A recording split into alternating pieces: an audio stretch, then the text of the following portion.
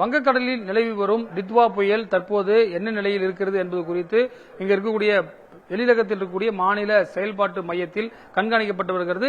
வானிலை நிபுணர் நம்மிடம் பாரத் இருக்கார், அவரிடம் கேட்கலாம். சார், இப்ப இந்த புயலுடைய பாதை எங்க இருக்கிறது, தற்போது எப்போது கரையை கடப்பதற்கான வாய்ப்பு இருக்கிறது, மழைக்கான வாய்ப்பு சென்னைக்கு எப்படி இருக்கிறது?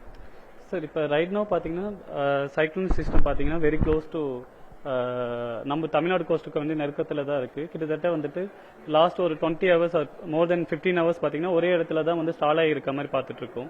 ஆனால் இப்போ ரைட் நோ இந்த சிஸ்டம் வந்துட்டு அந்த அளவுக்கு ஸ்ட்ராங்கராக தெரியல, கொஞ்சம் வீக்கரான சிஸ்டம் மாதிரி தான் தெரியுது. ஏன்னா நீங்க இந்த இடம்லாம் பார்த்தீங்கன்னா நல்ல ஒரு ட்ரை ஏர் இன்ட்ரூஷன் வந்து பார்க்க முடியுது. சென்டர்ல கோர் வந்துட்டு அந்த அளவுக்கு ஸ்ட்ராங்காக இல்லை.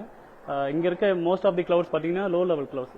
தி நல்ல ஸ்ட்ராங் கன்வெக்டிவ் கிளவுட்ஸ்லாம் பார்த்தீங்கன்னா கிட்டக்கு எங்கேயுமே இல்லை. So we are expecting only a short intense rainfall happening for the time being. So இது வந்து கண்டினியூ ஆகுற மாதிரி எக்ஸ்பெக்ட் பண்றோம். So in coming hours if some deep clouds are forming then only we can expect some heavy rainfalls. நேற்று இருந்து பாத்தீங்கன்னா கனமழை சொன்னாங்க. நேற்று வந்து செங்கல்பட்டுக்கு ரெட் அலர்ட் எல்லாம் கொடுத்தாங்க. இன்னைக்கு பொறுத்தவரை எப்படி இருக்கும்? இப்ப திருவள்ளூருக்கு ரெட் அலர்ட் கொடுக்கப்பட்டிருக்கிறதா? இன்றைக்கு மாலை வரை எப்படி இருக்கும் சார் சென்னை மற்றும் சுற்றுவட்ட மாவட்டங்கள்ல? ஸோ இன்னைக்கு பொறுத்து பார்க்கும்போது வந்துட்டு அந்த அளவுக்கு வந்து டென்ஸ் கிளவுட்ஸ் வந்துட்டு எங்கேயும் ஃபார்ம் ஆகுறது வந்து பார்க்க முடியல சார். ஸோ அதனால நம்ம இப்போ என்ன எக்ஸ்பெக்ட் பண்ணலாம்னா சார், கண்டிப்பா ஒரு மாடரேட் டு ஹெவி ரெயின்ஃபால் வந்து we can expect sir. Very heavy rainfall வந்து 1 or 2 லொகேஷன் சான்சஸ் இருக்கு. ஸோ ஏதாச்சும் வேற ஏதாச்சும் மாறுபாடு வந்துட்டு ஏற்படுதா அப்படின்றத வந்து நம்ம பொறுத்து இருந்து தான் சார் பார்க்கணும். வானிலை ஆய்வு மையம் வந்து இந்த பெரிய அளவிலான மழை பெய்யும் அப்படின்லாம் சொல்லியிருந்தாங்க. ஆனா அந்த அளவுக்கு நேற்று இரவும் வந்து பெரிய அளவுக்கு சென்னையில் மழை இல்லை. இதுக்கான காரணம் என்னவா இருக்கும்னு நினைக்கிறீங்க? சார், சிஸ்டம் வந்துட்டு வீக் ஆயிடுச்சு sir. That is the main part. System வந்து பாத்தீங்கன்னா இப்ப உள்ள வந்து கோல்டு ட்ரை ஏர் வந்துட்டு இன்க்ளூட் ஆகி நம்ம சிஸ்டம் வந்துட்டு வீக்கா வந்துட்டு இருக்கு. அதோடைய அந்த ஃபுல் ஸ்ட்ரக்சரே வந்துட்டு நமக்கு அந்த அளவுக்கு வந்துட்டு வரல. நம்ம தொடர்ச்சியா இப்ப ரேடார் இமேஜஸ் அந்த அப்சர்வ் ரெயின்ஃபால் எல்லாம் பார்க்கும்போது கூட அந்த அளவுக்கு நம்பர்ஸ் இல்லை.